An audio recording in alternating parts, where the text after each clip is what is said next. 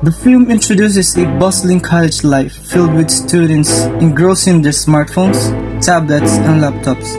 They navigate the corridors, canteen, and classrooms while being absorbed in their digital worlds.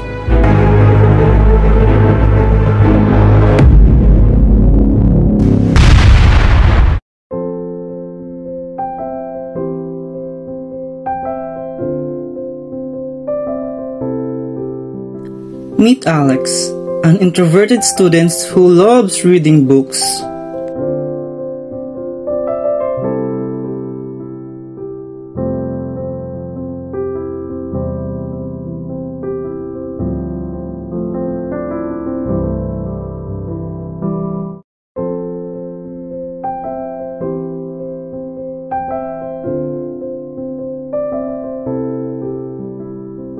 Meet Sam, a tech-savvy student with a huge following on social media.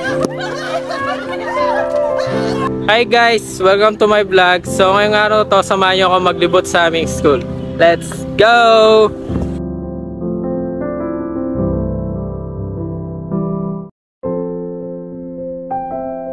Mark, an athlete who's struggling academically.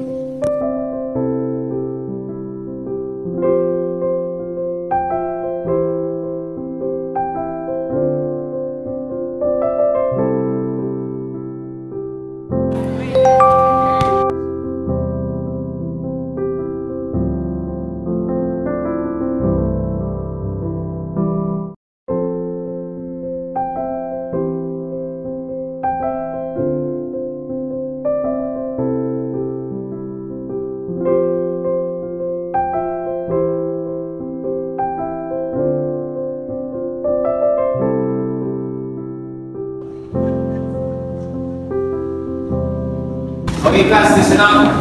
Put down your phones. Listen up. So there will be a challenge that will be held in our school. It's called Technology Decons. Its purpose is to disconnect the students from their technologies or their phones. So, who will be up for this challenge? Anyone? Alex, Sam, and Mark reluctantly decide to participate in the challenge. You can put your hands down. All the students that raise their hand, please call in line here. I can register your name in this.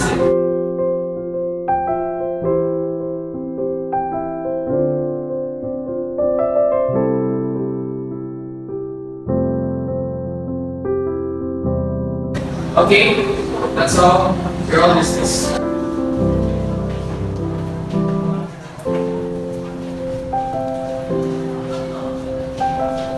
As the week progresses, they face temptations and peer pressure to return to their digital habits, but they resist.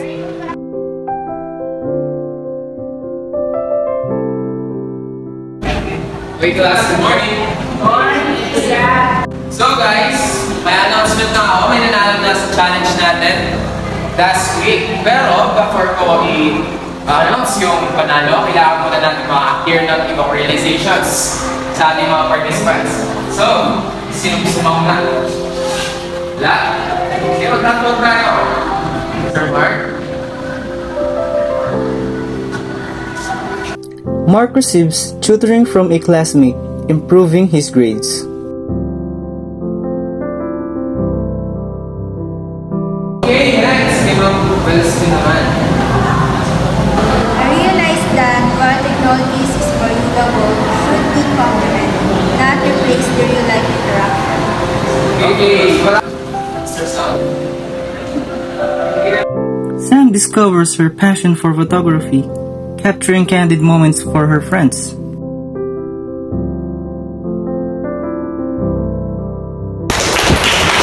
Now, for the winner, who will pay